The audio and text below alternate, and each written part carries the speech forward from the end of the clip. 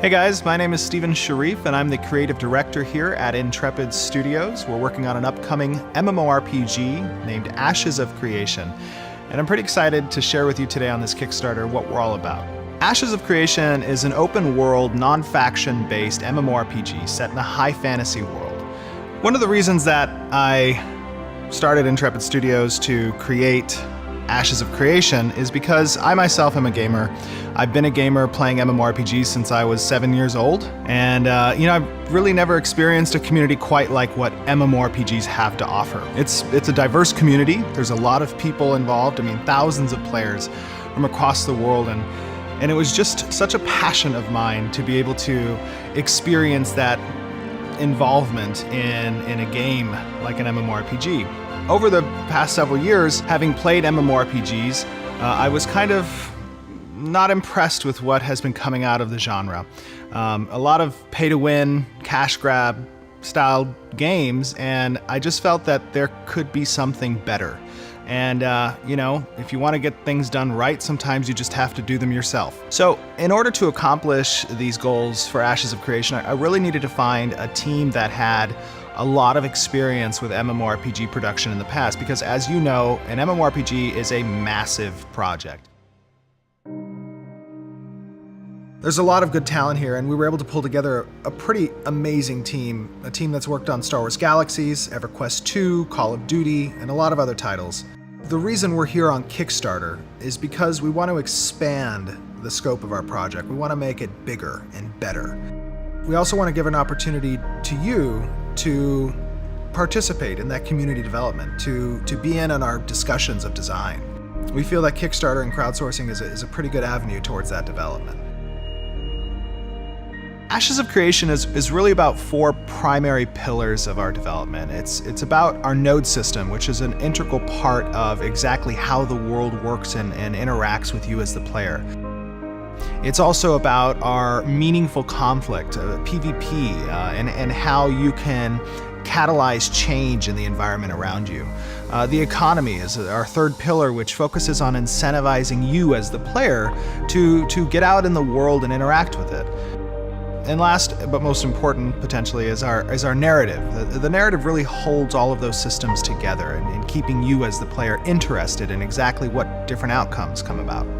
When players first arrive on this world, they're going to find it devoid of civilization. There's wilderness everywhere, and it's up to the players to kind of bring civilization to this world. These nodes are how players do that. There are tons of nodes throughout the world, and each of them has a zone of influence. This zone of influence captures all the activity of the different players doing different things. It could be crafting, it could be fighting, it could be gathering. Anything that might give you experience is something that the node's going to be paying attention to.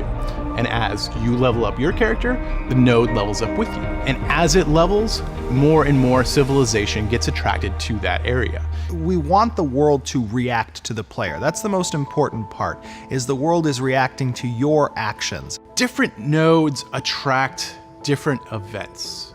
The world doesn't stay quiet for long, and civilization disturbs deep and dark things throughout it.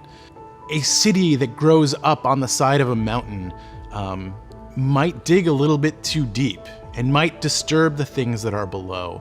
And that might include like a giant dragon that erupts with a volcano and lays down waste to that node that developed there. And that's something that wouldn't happen any other place. That's an event that's unique to that particular node at that particular time. And because of that, players are going to experience this game very differently depending on how they build it. Each server is going to have its own story, and we're pretty excited to see what players do with that. How do they react to that dragon coming out that mountain? Do they pack up their bags and move? Or do they decide to fight it, to gather all of their friends and take down this monster because this is their home? So that's what differentiates our game from most others. It reacts to what the players do. It reacts to the player's decision. While you're developing these points of civilization, there is a mechanic for change, and change relating to that meaningful conflict. Because players are motivated by different things, because they want something from the game that other players don't want. That's going to cause people to butt heads. Different players are going to want different experiences, and the conflict between the two of them will create a bigger and better thing. Out of strife comes rebirth, and that's a core symbol, it's a core theme that occurs throughout the game. Our castle system, our sieges against nodes, the caravan system, battlegrounds that exist, guild wars. We want there to be a meaning to this conflict. We want players to actually have some skin in the game when it comes to participating in PvP. If you own a home in a node and you don't want to see that home destroyed, you need to defend that city. Risk versus reward is what gives you that adrenaline. It gives you that meaning to participate. So what drives you as a player in the game? For a lot of people, it's the economy, and that's why it's our third pillar. We really want the economy to incentivize you to interact with other players, to get out there and get resources to develop the world. We've regionalized our marketplaces. We've regionalized our warehouses. It's not just one global auction house like a lot of games kind of throws the economy to the side. I wanted to emphasize economy. One major feature in our economy that differs from most fantasy-style MMOs is that we're not approaching it from a global scale. Rather, we're trying to carve the world up into regions and make each one focus independently, while of course at the same time working together. The global auction house isn't something that you're going to find in our game at the early stages, or maybe ever. Rather, you're going to have to go to a town, you're going to have to buy, sell, or gather whatever you want. What this creates is a competitive advantage, much like we have in the real world. Some towns, some areas are going to be better at certain things, some are going to be worse at some things. But the important part is that you get to play a role in who's better at what and who's worse at what. And if you want to be better at something, we're giving you the opportunity to become better at whatever you want. Creating those regional marketplaces, regional warehouses, we've incentivized the transit of goods. If you want to create local marketplaces or you want to create a local economy, you can do so because that mithril mine is nearby, and it's not found somewhere else. The caravan system is what allows you to transit goods to other marketplaces. The economy is usually something that happens in the background of other games, and from day one, we knew that the economy was going to be something really important to us. The fourth pillar in Ashes of Creation is our narrative, the story, and how it relates to you, both as an individual and as a member of the greater community. In Ashes of Creation, we've got three main ways that we're going to be telling the story. One is tasks, one are events, and the final one is our overarching narrative. The narrative is going to be where you find most of the story. Each server will tell a different story, and this story is going to be told by the players. You're going to experience things differently when it comes to what bosses you've encountered because of how the world develops and how you have developed it. The node system is going to be what drives what storyline branches players experience. Different NPCs are going to be attracted to different nodes. There's going to be different protagonists and antagonists based on how players build their world. It's all going to relate to the same basic story, but you're going to get different viewpoints on different servers, and you're going to find different bad guys on different servers. It's all going to depend on what players uncover, how they uncover it, and when they uncover it. Different servers are going to be able to talk to each other and figure out kind of what they missed and fill in the blanks and be able to collaborate and build this bigger meta story that you won't get otherwise in other games. So with all of these four main pillars of design, you'll notice that it's really hard for us to talk about any one of them without talking about all of the others. And that's a very core part of our design. It's really important that all of these pieces fit together really well and that they create an engine that allows people to keep experiencing new things. So I want to give you an opportunity here on our Kickstarter to get involved in this project, to become a part of its development. We have enough self-funding to create a core viable product in Ashes of Creation, but we really want to expand it. We want to make it bigger and better, and we know we can achieve that with your help. Everybody here at Intrepid Studios is incredibly excited about this project, and we're really hoping that we've infected you with that kind of excitement too. We want to get this thing done, and we want to include everybody to be a part of it. This is going to be a different game, and this is going to change the genre. So if you're as excited as we are, let's do this thing. Let's make this thing happen, because we can only do it with you. I've been on the other side of that screen. I've seen companies come to Kickstarter and promise the world, and either under-deliver or just don't deliver at all. But the reality is we're not those people. I brought together a team of industry veterans who've spent over 40 years combined working on MMORPGs and have created some pretty amazing titles. That's what we're going to do here with Ashes of Creation. We're going to create an amazing game, a game that you can be proud of.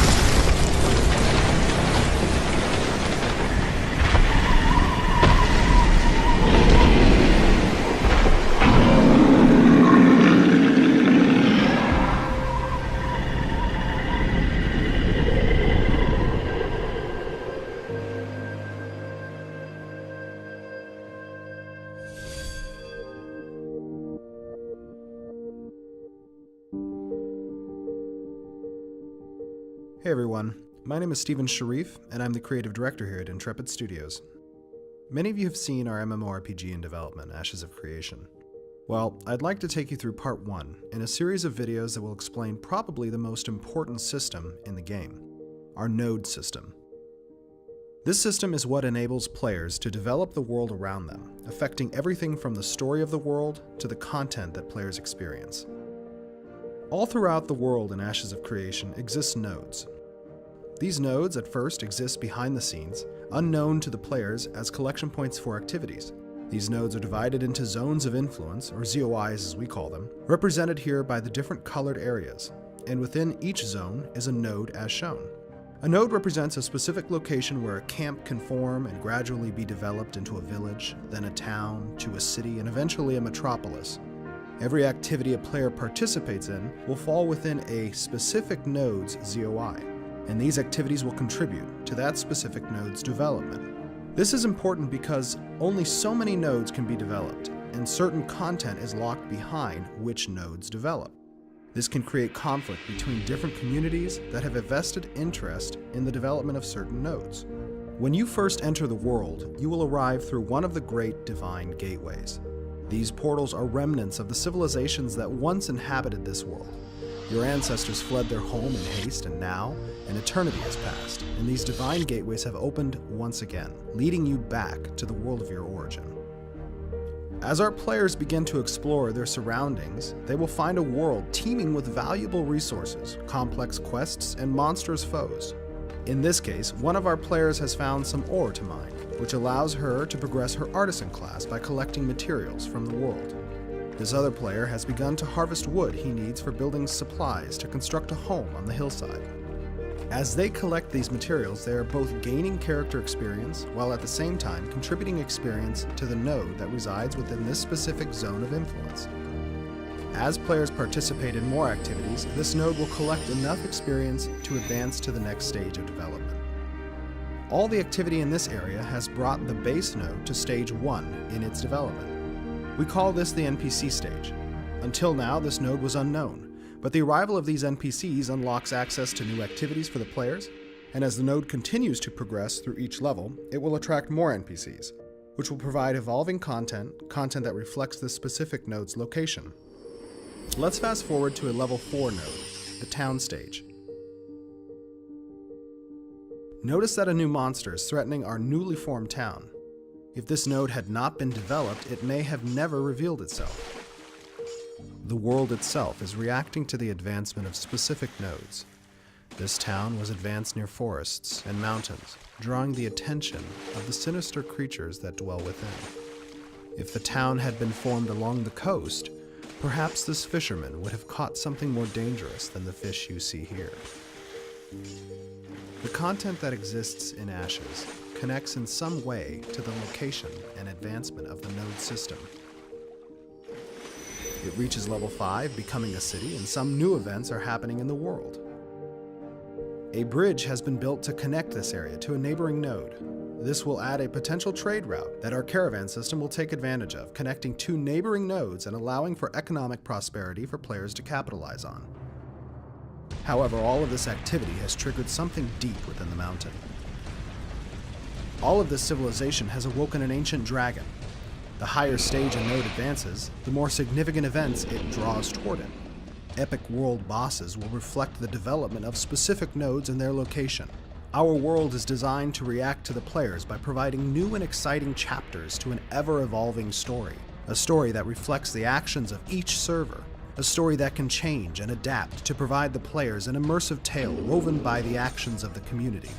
This dragon is the server's dragon, part of the server's tale, and one which might not be seen on any other server. The players now must react to this evolving threat. Thankfully, these players are up to the task, and taking down this dragon has again contributed to the node, furthering its development. From the first stage of a few wandering merchants to the sixth stage of a sprawling metropolis, nodes redefine the world around them, influencing points of interest in the world, quest lines, story arcs, drop tables and resource pools, even the spawn tables for bosses and NPCs across the world. This cycle of nodes leveling, triggering events, and leveling again is the fundamental cycle of growth throughout Ashes of Creation. The world you see reflected on your server will depend entirely on where players decide to plant their roots, and the events and structures that fill the world will be a direct result of where and when nodes evolve. Even we aren't sure where players will take things, which makes this project exceptionally exciting for all of us. We focused here on the growth of nodes in order to show how the base functionality works, but in upcoming videos we'll delve into the sieging and possible destruction of nodes, how player-run governments of nodes work, and how regions grow. I hope you've enjoyed part 1. And if you'd like to get involved in our development, you can register on our website at ashesofcreation.com or follow us on YouTube and join our community Discord. Thanks for watching part 1 in our series on nodes. Hey everyone, this is Stephen Sharif, Creative Director here at Intrepid Studios. Welcome to part 2 of our Node series. If you haven't already, I'd recommend you take a look at part 1 in our 4-part video series on nodes. It's a great introduction to the system's overall purpose and design. The Metropolis, the pinnacle of civilization. A symbol of the power and ingenuity of the people, it is wilderness conquered, mastered, and remade in your own image. The Metropolis is effectively the culmination of the node system. It's the biggest thing that players can bring into being and the final level of civilization's development on this forgotten world. The Metropolis requires a large amount of resources to develop and maintain, and because of how nodes relate to one another, there can be no more than 5 in existence at a time. So you might naturally ask, what does it do? To answer that question, we need to know what civilization offers in general.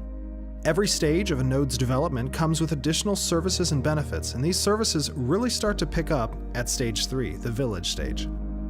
One of the foremost services that a node offers is housing, and through that, citizenship. And citizenship is a big deal.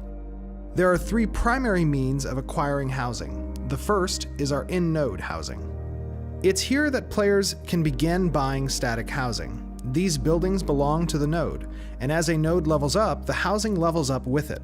A player will be able to purchase a small one-room house at the village stage. When the node advances up to a town, so does that house. The owner enjoys the benefits of a suddenly larger home. His property size increases, his house is located more towards the center of town, and the square footage of his home has gone up considerably. There's new property available at the town stage, but this new property is more akin to what was available at the previous stage, small and modest. Now when the node advances up further, this time to a metropolis, this all happens again. The player's house, already sizable, grows into a mansion. The number of mansions in a metropolis will be the same number of small homes that were available in this metropolis's village stage. Only those houses that existed at the village level will ever become these main street mansions. So effectively at each stage the node advances, you will see the existing homes advance as well.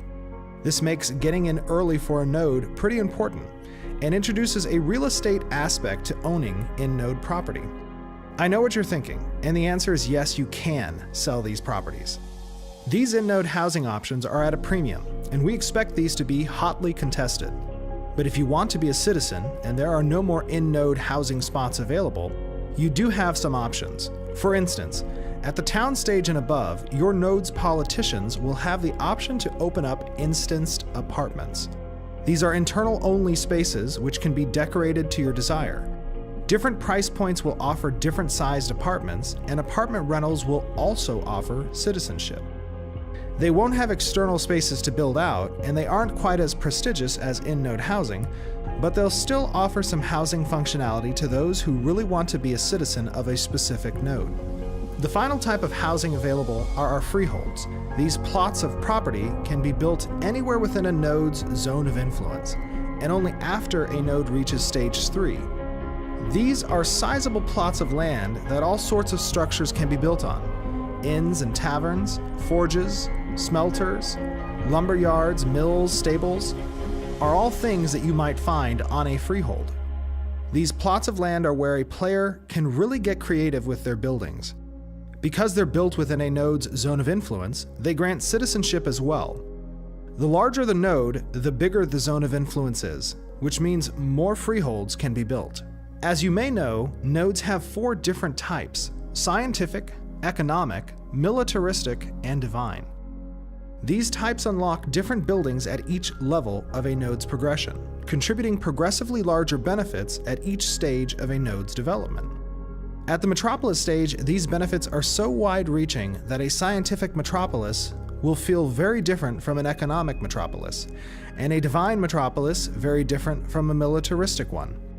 Not only will these cities feel different, but the regions these giant cities belong to will feel different as well. Different types of metropolises will have specific ultimate bonuses. For example, a scientific metropolis will offer fast travel to nodes within its zone of influence. This is big because there is very little fast travel in the game. A world with even just one scientific metropolis will feel and act much differently than a world without it.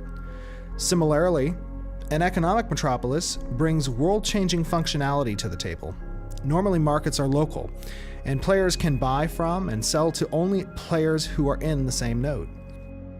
Economic metropolises break that convention, and they have the capability to build a market that integrates with all the nodes in their zone of influence, providing for a far larger market than any other metropolis could hope for. Divine and militaristic nodes also break world convention in one way or another. In other words, everything changes once a node reaches the metropolis stage. Along with those benefits, node type also determines the type of government that a node has. The most traditional government comes from the scientific node, which allows the citizens to come together and choose their leaders. The divine type allocates its leaders through service-oriented quests, quests that directly help others and their node. Quests that prove their faith and dedication to the node. Economic type governments are run by an elite oligarchy. These positions can be bought and sold, so if you want to rule an economic type node, make sure your coin purse is heavier than your competition. Finally, the militaristic type is ruled by combat. Whoever are the last ones standing have proven their worth to lead by iron fist and sharpened blade. These warriors can only be removed from office by citizens who are better and more bloodthirsty than they. Once a leader is chosen, they have a lot to do. Outside the basic services that a node provides, leaders must choose what other service buildings to construct, which means they should have a clear plan for what they want to accomplish during their tenure. Some buildings might simply provide a zone-wide bonus to their citizens. Others might provide expanded markets. Some may increase a node's ability to defend against a siege.